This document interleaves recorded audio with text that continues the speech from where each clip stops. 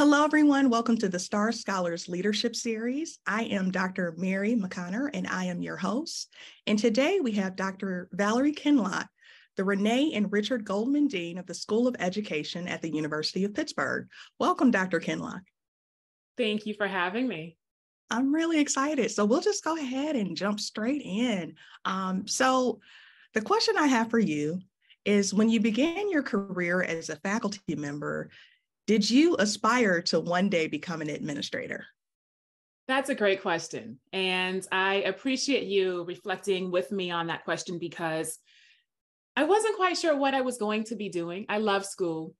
I love being in school. I love learning and thinking with other people. And so when I did finish my PhD at Wayne State University, became a faculty member at the University of Houston downtown campus as my first faculty position on the tenure track, I just wanted to be around other people who love learning and teaching and engaging with communities.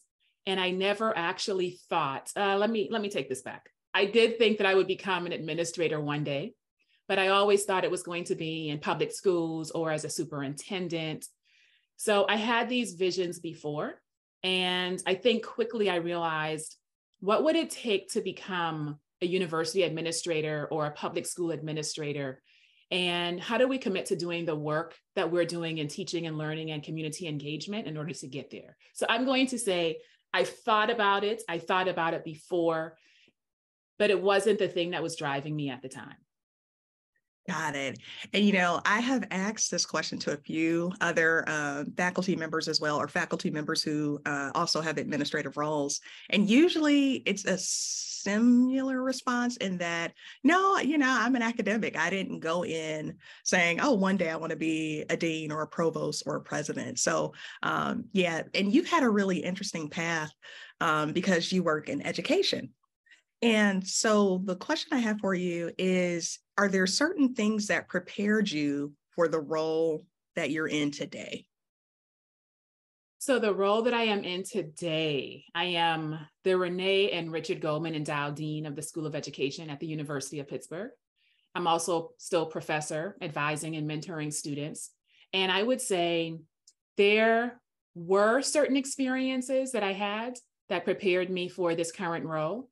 And very interestingly, those experiences were not really situated within higher education. So those experiences came from the communities in which I lived, grew up in, thought with other people in, whether it was my home community in Charleston, South Carolina, and always imagining what more could look like and how we could have more with each other. Or whether it was a community in my high school, Burke High School in Charleston, South Carolina, and having Black educators, particularly women, say that you can do this and you could do this more than anyone else has done it. And you have to continue this trajectory of Black excellence. And so taking all of this in from a young age, and then eventually going to undergraduate, my HBCU, Johnson C. Smith University, heavily prepared me to believe even more that I could do and be anything I want to do and to be anyone I want to be.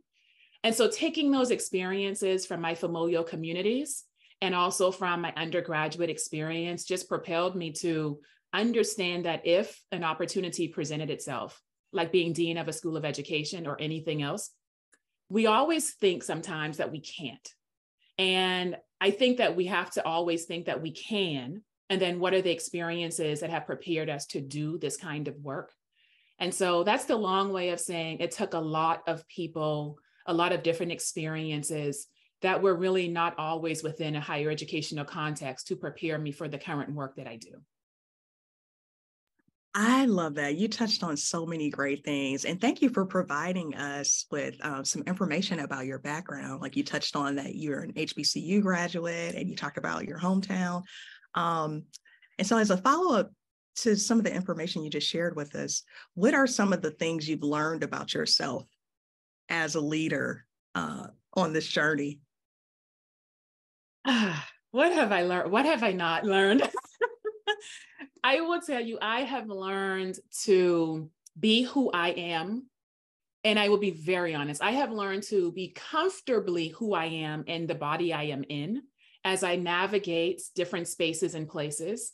as I meet different people, as I help people think about possibilities for higher education, and also as I think about access into higher education and affordability for people who look like me, who look like you, who might want to be in, but might not see a path in, I have learned to be unapologetically myself. I have learned to never leave behind my larger community of family and friends. I speak their names, I speak their spaces and places where they live and thrive.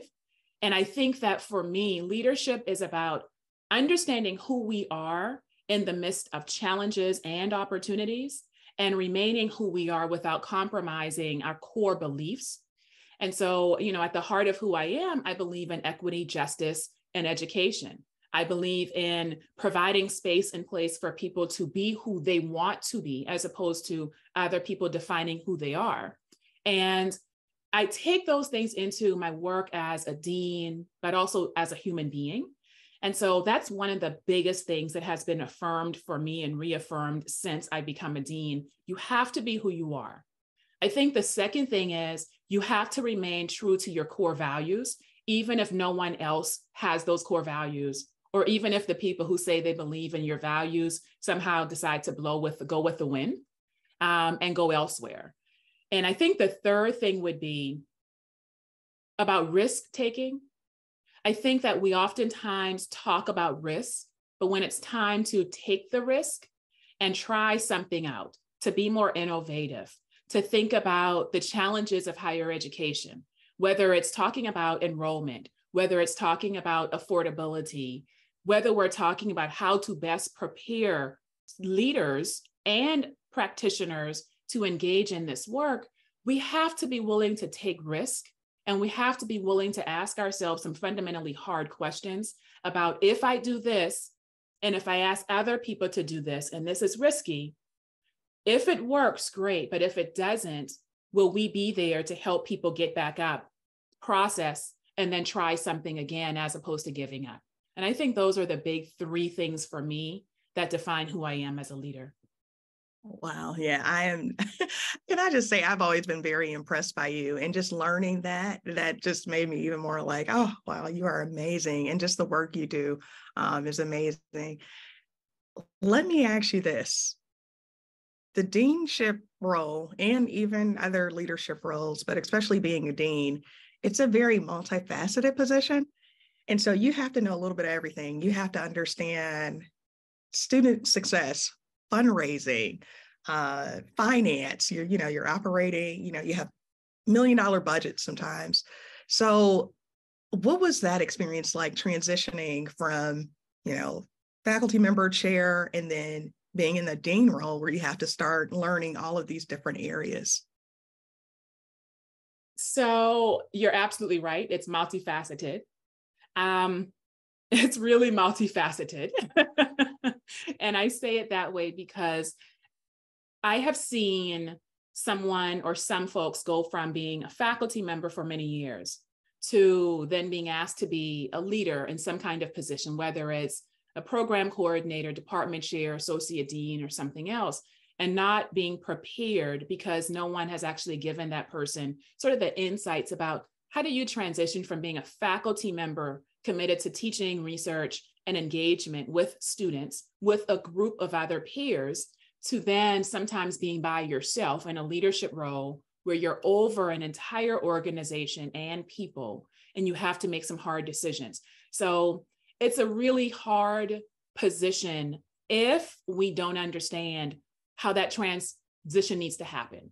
And I say it that way because there are certain skills and dispositions that I really believe that we gain across different experiences in different years that we can take into how we lead. So it's not as if now you're a leader, you have to forget everything that you've done as a faculty. If we think about, as a faculty, I mentored students, and hopefully I was also mentored. What were the lessons in that type of mentor-mentee relationship? If we think about being a faculty member and attending department meetings, like, what are some of the issues that we heard? What are some of the issues that we debated? And then how did those issues get resolved? if we think about those things, then we take all of those experiences into leadership positions. And I think fundamentally, we have to think about our students. We have to think about our faculty and our staff. We have to think about fundraising and budgets, not being in a deficit, enrollment. We also have to think about the public good. And how do we attend to the public good, even when we have to make decisions that we might otherwise not make, but it benefits a larger good?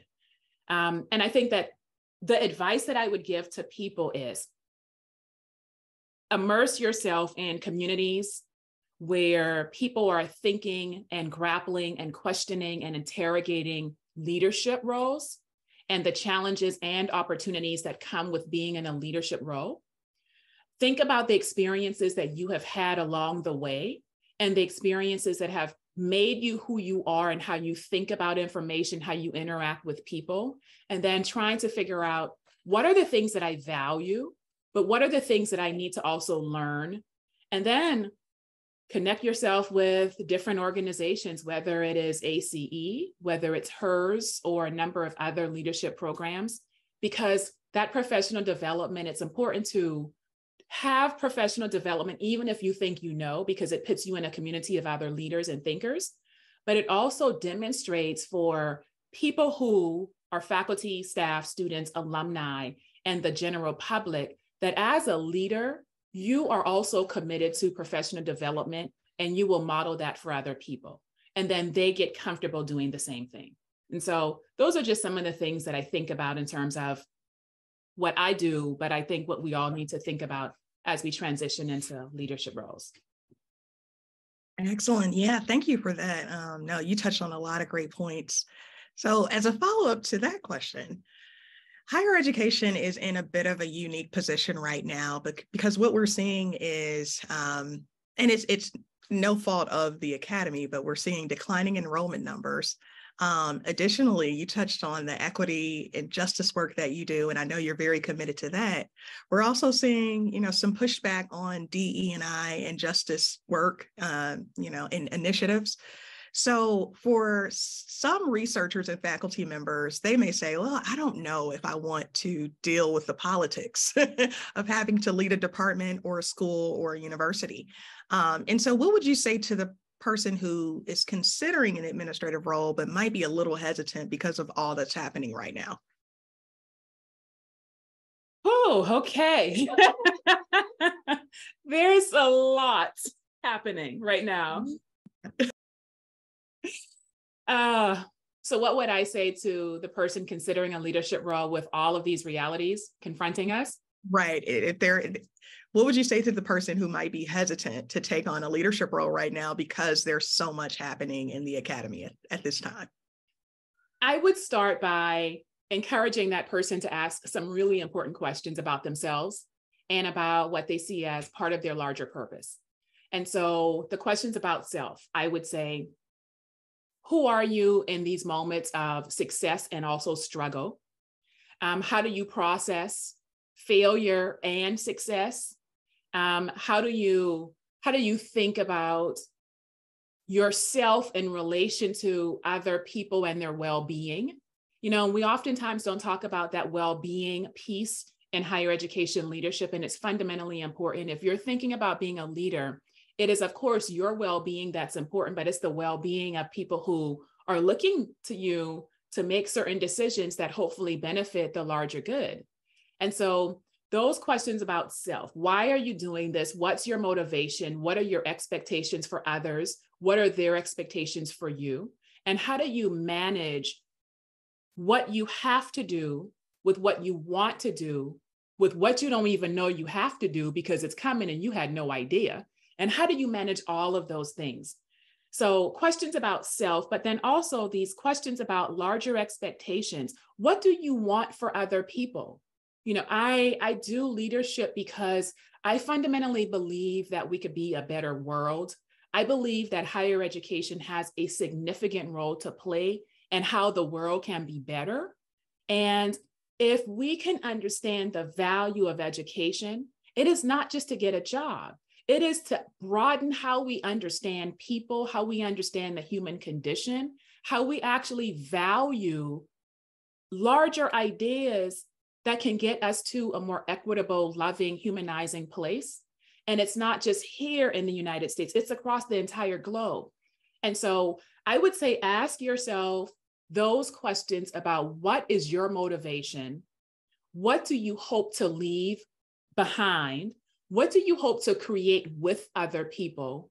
And then commit to doing it if your soul so moves. It's really important work, and it's not easy, but it is really important work to have leaders who understand not just practice and research, but policy. And we can be in positions to create policies that are more equitable and effective for all people. I love it. Yes. Thank you so much for sharing that insight. And yeah, just I guess as a last question, is there anything else you would like to share with the Star Scholars Network? We have faculty members and researchers from all over the world. And you touched on the globalization piece and the importance of looking at this from a global perspective, some of the things you touched on. So anything for our faculty members out there who are considering leadership positions? Yes. All right. How much time do you have? I'm kidding. I'm just kidding. I would say, don't do it because someone else tells you to do it. Do it because there's something in leading, productive leadership, I should say, that can result in such positive change. And so, question, why are you seeking a leadership role, or why are you considering becoming a leader of? I would also say that just because you might have a title doesn't make you an effective leader. Like, just because you might be a department chair or a dean, a provost, or a president does not make you an effective leader if you are not taking into consideration other people, a larger community. If you're not willing to step outside of your own experiences and at least try to have some empathy for other people, even if that's not a decision that you would make for yourself and other people made that decision, it is about listening to their reasons why. It is about trying to get a little closer to understanding what makes these folks who they are, what makes me who I am, and how we can all come together and hopefully create a space, a place, and conditions that support how we can coexist with each other. And so when we think about going into a leadership role, it is not just, oh, I've got a fancy title. It is, I got work to do. And do I have the right team to do this work with? Do I have the right conditions to make the type of positive, productive change I want to make? And then also, honestly, I will say this, representation is important. And so who's represented, but really who's not? Who's in the room, but who's not in the room? And we're talking about them in ways that should be positive, but sometimes aren't. And so just think about the time commitment. Think about the beauty of being able to affect positive change for people who might be looking at you, relying on you to do the right thing, and you don't even know it. And then being able to sleep with yourself at night, knowing that you did what you could do. And then tomorrow presents another opportunity to get up and lead again. Awesome. Well, you know what, Dr. Kinloch? I think I can't think of a better way to end our first season. Yes. Because I know you're going to provide so many gems and great insights for our listeners. And so I just want to thank you so much for your time today and just let you know how much I appreciate you. Thank you so much. And listen, you've gotten me to think about so many great questions that I'm going to reflect on even after this conversation. So I appreciate you for doing this work. So thank you. Thank you. And everyone, just so you know, our second season will start in the summer of 2023. So again, thank you, Dr. Kinloch, and thank you to all of our listeners for joining in today.